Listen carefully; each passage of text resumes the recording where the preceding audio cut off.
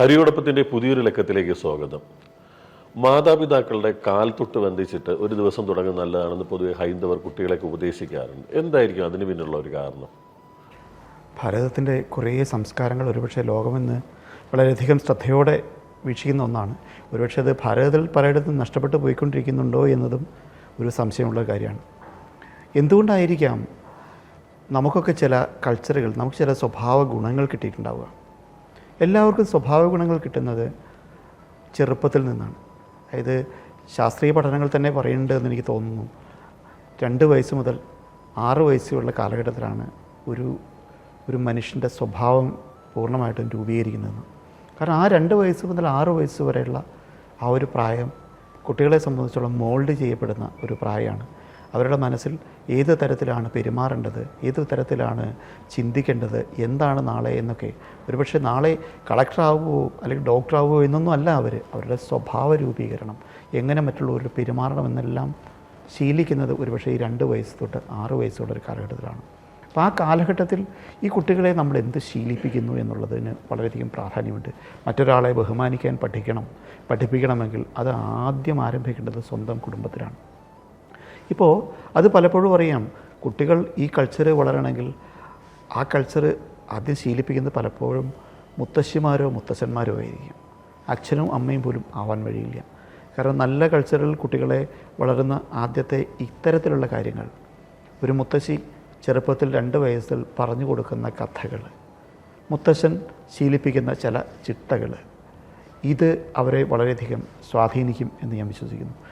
അച്ഛൻ അമ്മ വേറുന്നുണ്ട് ഒരുപക്ഷെ ആ ഒരു പ്രായത്തിൽ. കാരണം കുട്ടിയുണ്ടാകുന്ന പ്രായത്തിൽ അവർ വേറെ ഒരു സന്തോഷത്തിലും, അതല്ല എങ്കിൽ അവരുടേതായിട്ടുള്ള ജോലിയുടെ തിരക്കിലുമായിരിക്കും.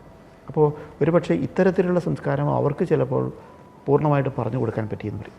എങ്കിലും അവർ അത് അനുഷ്ഠിക്കാൻ സാധ്യതയുണ്ട്. അവരും ചെറുപ്പത്തിൽ ഇത് ശീലിച്ചതാണ് എങ്കിൽ.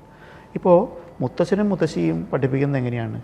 നീ എല്ലാ ദിവസവും രാവിലെ പോകുന്നതിന് മുമ്പ് അച്ഛൻ്റെയും അമ്മയെയും കണ്ട് അനുഗ്രഹം വാങ്ങണം, കാല് തൊട്ട് വന്ദിച്ച് അനുഗ്രഹം വാങ്ങിയിട്ടേ നീ പുറത്തേക്ക് പോവാവുള്ളൂ എന്ന് 3 വയസ്സുള്ള അല്ലെങ്കിൽ 2 വയസ്സുള്ള ഒരു കുട്ടിയെ പറഞ്ഞ് ശീലിക്കണമെങ്കിൽ ആ കുട്ടിക്ക് ഒന്നും മനസ്സിലായില്ല, എന്തിനാണെന്നറിയില്ല. രാവിലെ കട്ടിലിൽ നിന്ന് ഉരുണ്ട് പിടഞ്ഞ് ഏറ്റു വന്നിട്ട് നേരെ വന്ന് അച്ഛൻ്റെ കാൽക്കൽ വന്ന് വീഴുന്നു, അമ്മയുടെ കാൽക്കൽ വന്ന് വീഴുന്നു. ഇവരെന്തിനാണ് ചെയ്യണതെന്നറിയില്ല. നമുക്ക് ചിലപ്പോൾ ഒരു തമാശയായിരിക്കും.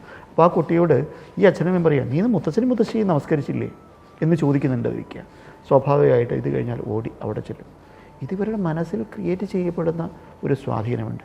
ഇത് അച്ഛനെ നമസ്കരിച്ചോ അമ്മയെ നമസ്കരിച്ചോ മുത്തശ്ശിയെ നമസ്കരിച്ചോ എന്നുള്ളതല്ല, മറ്റുള്ളവരെ ബഹുമാനിക്കാൻ ചെറുപ്പത്തിലെ ശീലിപ്പിക്കുന്ന ഒരു കൾച്ചറാണ്. ഈ കൾച്ചറിന് ശേഷം മുമ്പോട്ട് പോകുമ്പോൾ, അവരുടെ വളർച്ചയ്ക്ക് പോകുമ്പോൾ, അധ്യാപകനെ കാണുമ്പോൾ ബഹുമാനിക്കണം, തൊട്ട് മുതിർന്നവരെ കാണുമ്പോൾ ഒന്ന് ചെറുതായിട്ട് ഏൽക്കുകയെങ്കിലും ചെയ്യണമെന്ന് വരുന്നത് നമ്മളിൽ നിന്നും വളരെ വലിയ ആളുകളാണ് ചുറ്റും നിൽക്കുന്നതെന്ന് ചിന്ത വരുമ്പോഴേ അവരെ നമ്മൾ പഠിക്കാൻ നമ്മൾ ശ്രമിക്കുകയുള്ളൂ. എന്നേക്കാളും താഴെയുള്ള, നമ്മളിലും താഴെയുള്ളവരാണ് മറ്റുള്ളവർ ഒന്ന് ചിന്തിച്ചാൽ, അങ്ങനെ നമ്മൾ ചിന്തിക്കുന്ന സമയത്ത് മറ്റുള്ളവർ ഒരിക്കലും നമ്മൾ മനസ്സിലാക്കാൻ ശ്രമിക്കില്ല. അവരെ നമ്മൾ ബഹുമാനിക്കാൻ നമ്മൾ ഒരിക്കലും അവരിൽ നിന്നും എടുക്കാനും നമ്മൾ തയ്യാറാവില്ല. നമുക്ക് വളരെയധികം ബഹുമാനം തോന്നുന്ന ഒരാളെ കാണുമ്പോൾ നമ്മൾ വളരെ ഭവ്യതയോടെ അവിടെ പോയി നിൽക്കുന്നുണ്ടെങ്കിൽ അവർ പറയുന്ന ഓരോ വാക്കും നമ്മൾ ശ്രദ്ധിക്കും, അവരുടെ പ്രവർത്തനങ്ങളിൽ ശ്രദ്ധിക്കും, അവരുടെ അംഗവിക്ഷേപങ്ങൾ നമ്മൾ ശ്രദ്ധിക്കും. ബഹുമാനം ഇല്ലാതെ അവിടെ നിൽക്കുന്ന ഒരാളെ നമ്മൾ കാണുമ്പോൾ, അല്ലെങ്കിൽ ഇയാൾ നമ്മളെക്കാളും മോശമായിട്ടുള്ള അല്ലെങ്കിൽ കഴിവില്ലാത്ത ഒരാളാണെന്ന് തോന്നുന്ന ആളെ അയാൾ കാണിക്കുന്ന ഓരോന്നിനും നമ്മൾ കുറ്റങ്ങൾ മാത്രമേ കാണുള്ളൂ. അപ്പോൾ ബഹുമാനിക്കാൻ പഠിപ്പിക്കുന്നത് എന്തിനാണെന്ന് വെച്ചാൽ മനസ്സിലാക്കിക്കാൻ പഠിപ്പിക്കുക. ഒരാളുടെ കാല് തൊട്ട് വന്ദിക്കുക എന്നുള്ളത് ഒരു വലിയ കുറ്റമായിട്ട് കാണുന്നതിന് പകരം അത് നമ്മളൊരു ആരംഭമായിട്ട് കണക്കാക്കുക. ആ വ്യക്തിയെ കൂടെ നമ്മൾ പഠിക്കാൻ മനസ്സിലാക്കാൻ ശ്രമിക്കുമ്പോൾ, ഇത് ഭാവിയിലേക്ക് വരുമ്പോൾ നമുക്ക് ലോകത്തു നിന്ന് പല ആളുകളിൽ നിന്നും, വിദ്യാഭ്യാസം ഒരിക്കലും തീരുന്ന ഒരൊന്നല്ല, നമ്മളത് സ്കൂളിലും കോളേജിലും വെച്ച് പഠനം അവസാനിക്കുന്ന ഒന്നല്ല. ഓരോ ദിവസവും ജീവിതത്തിൻ്റെ അവസാനം വരെ നമ്മൾ പല രീതിയിൽ പഠിച്ചുകൊണ്ടിരിക്കുകയാണ്. ഈ പല രീതിയിൽ പഠിക്കണമെങ്കിൽ മറ്റു പലരെയും നമുക്ക് ഒബ്സർവ് ചെയ്യാനുള്ളൊരു കഴിവുണ്ടാവണം. ഒബ്സർവ് ചെയ്യാൻ, അവരെ നമുക്ക് കേൾക്കാൻ കഴിയണമെങ്കിൽ അവരെ ആദ്യം നമുക്ക് ബഹുമാനിക്കാൻ കഴിയണം. അപ്പോൾ ഓരോരുത്തരെയും ബഹുമാനിക്കാനുള്ള ശീലം നമ്മൾ ഏറ്റവും ചെറുപ്പത്തിൽ ആരംഭിക്കേണ്ടത് ഈ കുടുംബത്തിലാണ്. ഇതേപോലെ ഒരു ഉദാഹരണം കൂടെ പറഞ്ഞ് ഞാൻ ഇതിൽ നിർത്താം. ഈ ഒരു കൾച്ചർ ഞാൻ നോർത്ത് ഇന്ത്യയിലുള്ള പല ഫാമിലികളിലും കണ്ടിട്ടുണ്ട്. എന്തുകൊണ്ടാണ് അവർ ഇത് ശീലിക്കുന്നതെന്ന് എനിക്ക് തോന്നിയിട്ടുണ്ട്. ഞാൻ ചില കുടുംബങ്ങളിൽ ചെല്ലുമ്പോൾ, നമ്മൾ ആ കുടുംബത്തിലേക്ക് ചെല്ലുമ്പോൾ ആ കുടുംബത്തെ നമ്മൾ ഡോറ് തുറന്ന് തരുന്നത് അവിടുത്തെ കുട്ടികളായിരിക്കും. ആ കുട്ടികൾ ഡോറ് തുറന്ന് വരുമ്പോൾ നമ്മളെ വളരെ ബഹുമാനത്തോടെ നമ്മളകത്തേക്ക് കൊണ്ടുപോകുമ്പോഴേ അവരവരുടെ അച്ഛനെ വിളിക്കുന്നു. അച്ഛൻ വരുമ്പോഴേ നമ്മളെ ആ കുട്ടികളെ പരിചയപ്പെടുത്തുന്നു. എവിടെ രണ്ടാമത്തെ കുട്ടി എവിടെ, അവനെ വിളിക്കൂ എന്ന് പറഞ്ഞ് ഇയാളോട് അടുത്ത കുട്ടിയെ കൂടെ വിളിപ്പിക്കുന്നു. നമ്മളെ അവിടെ ഇരുത്തുന്നു. അപ്പോൾ ഈ കുട്ടികളും നമ്മുടെ കൂടെ തന്നെ അവിടെ ഇരിക്കുകയാണ്. അപ്പോൾ നമ്മൾ ആ കുടുംബനാഥനായിട്ട് സംസാരിക്കുന്ന സമയം മുഴുവൻ ഈ കുട്ടികൾ നമ്മുടെ കൂടെയുണ്ട്. അവിടെ സ്വാഭാവികമായിട്ടും വെള്ളവും ചായയൊക്കെ കൊണ്ടുതരാൻ വേണ്ടി എപ്പോഴും ഒരു സംവിധാനം വലിയ കുടുംബങ്ങളിലൊക്കെ നോർത്ത് ഇന്ത്യയിലുണ്ടാവും. ആദ്യം ഒരു ഗ്ലാസ് വെള്ളം കൊണ്ടുതരിക, പിന്നെ ചായ കൊണ്ടുതരിക. ഇതിനൊന്നും ചോദ്യങ്ങളില്ല. കഴിക്കാനുള്ള എന്തെങ്കിലും പലഹാരങ്ങൾ കൊണ്ടുവരിക, ഇതെല്ലാം സ്വാഭാവികമായിട്ട് നടക്കും. പക്ഷേ കുട്ടികൾ അവിടെ ഇരിക്കുകയാണ്. ആ കുട്ടികൾ അവിടെ ഇരുന്ന് നമ്മൾ ആ കുടുംബനാഥനായിട്ട് സംസാരിച്ചുകൊണ്ടിരിക്കുന്ന മുഴുവൻ കുട്ടികൾ ഒബ്സർവ് ചെയ്യുകയാണ്.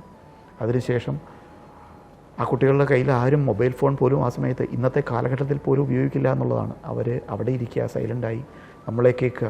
അതിനുശേഷം വീടിൻ്റെ ഡോറ് വരെ നമ്മളെ കുടുംബനാഥൻ അനുഗമിക്കുന്നുണ്ടെങ്കിൽ കാറ് വരെ ആ കുട്ടികൾ കൊണ്ട് നമ്മളെ അനുഗമിക്കും. നമ്മളെ വണ്ടിയെ കയറ്റിവിട്ടതിന് ശേഷം അവർ പുറത്തു പോകുള്ളൂ. ഇതുകൊണ്ട് അവർ പഠിക്കുന്ന, ഈ കുട്ടികളെ പഠിപ്പിക്കുന്ന കുറേ കൾച്ചറുകളുണ്ട്.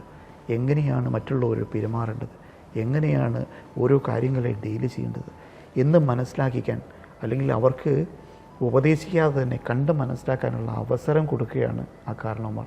നമ്മൾ പലപ്പോഴും നമ്മുടെയൊക്കെ കുടുംബങ്ങളിൽ കാണാം, കുട്ടികൾ ഈ പറഞ്ഞ പോലെ നേരെ ഡോർ തുറന്നു തന്നാൽ അകത്തേക്ക് കയറിപ്പോവും, ഒന്നും കാണാൻ നിൽക്കില്ല. അവർ എങ്ങനെയാണ് നമ്മൾ കുട്ടികൾ മറ്റുള്ളവർ പെരുമാറുന്നത് എന്ന് പോലും നമ്മുടെ കുട്ടികൾ മനസ്സിലാക്കുന്നില്ല, അല്ലെങ്കിൽ മനസ്സിലാക്കിക്കാനുള്ള അവസരം കൊടുക്കുന്നില്ല.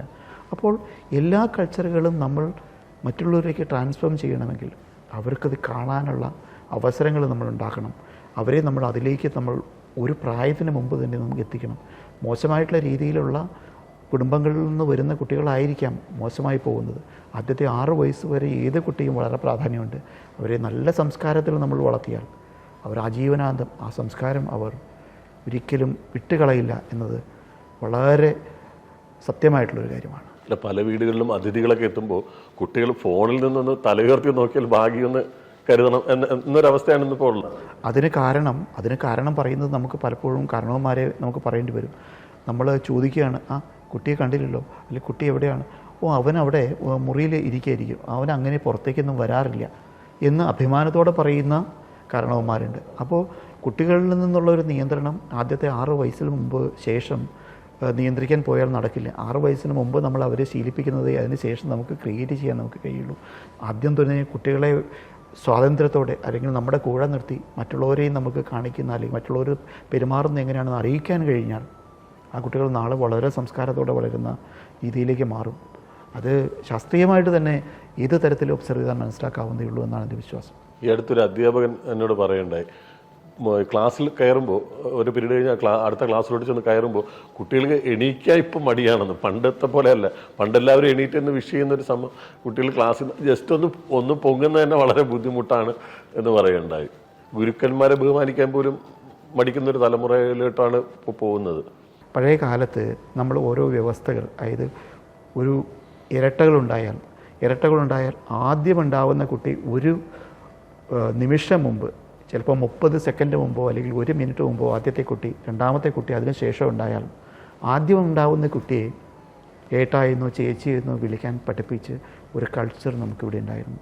കാരണം ആദ്യം ജനിച്ചവന് ഒരു പ്രിഫറൻസ്, അവനെ ലേശം ഒന്ന് ബഹുമാനിക്കണം. ഏട്ടായെന്നോ ചേച്ചിയെന്നോ അച്ഛാന്നോ അപ്പാന്നോ എന്നൊക്കെയുള്ള പേരുകൾ നമ്മൾ വിളിക്കുമ്പോൾ, ബഹുമാനത്തോടെ വിളിക്കുമ്പോൾ അവിടെ സ്വാഭാവികമായിട്ടും ക്രിയേറ്റ് ചെയ്യപ്പെടുന്ന ഒരു ബഹുമാനം, അവർക്കൊരു ആധികാരികത, അതെല്ലാം പഴയ കാലങ്ങളിൽ നമ്മുടെ സംസ്കാരത്തിൽ കൽപ്പിച്ചിരുന്നു. ഇന്ന് കാലം മാറി. ഇന്നിപ്പോൾ 5 വയസ്സോ 7 വയസ്സോ ഒന്നും ഒരു പ്രായമേ അല്ല, വ്യത്യാസം പ്രായമേ അല്ല. ഇന്നെല്ലാവരും പേര് വിളിക്കുന്ന, എടാപോടാ വിളിക്കുന്ന ആ ഒരു കാലഘട്ടത്തിലേക്ക് മാറി. അങ്ങനെ വരുമ്പോൾ പരസ്പരം ബഹുമാനത്തിൻ്റെ ആവശ്യമില്ല. ഇന്ന് കൂട്ടുകൂടി ജീവിക്കുന്ന ഒരു കാലഘട്ടത്തിലാണ് ജീവിക്കുന്നത്. തീർച്ചയായിട്ടും ഇതിന് നല്ലതുകൊണ്ട് ചിലപ്പോൾ കുറേ ചീത്തയുണ്ടാവാം.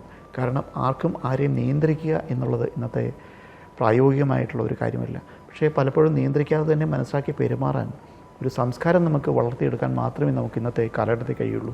അപ്പോൾ ഒന്നും മോശമല്ല, ഒന്നും തെറ്റാണ് എന്ന് നമുക്ക് പറയാൻ കഴിയില്ല. പക്ഷേ സംസ്കാരത്തോടെ പെരുമാറുമ്പോൾ മാത്രമേ സമൂഹത്തിൽ നാളെ നമുക്ക് തീർച്ചയായിട്ടും നല്ലൊരു വിലയുണ്ടാവുള്ളൂ എന്ന് നമ്മൾ തന്നെ മനസ്സിലാക്കിയാൽ നമുക്ക് തീർച്ചയായിട്ടും കുട്ടികളെ അങ്ങനെ തന്നെ ആക്കാൻ നമുക്ക് കഴിഞ്ഞേക്കും എന്നുള്ളത് സംശയിക്കേണ്ടതില്ല. ഈ വിഷയത്തെക്കുറിച്ചുള്ള നിങ്ങളുടെ അഭിപ്രായങ്ങൾ ഉറപ്പായും കമൻറ്റ് ചെയ്യുക. ഈ വീഡിയോ ഷെയർ ചെയ്യുക. മറ്റൊരു വിഷയവുമായി വീണ്ടും കാണാം.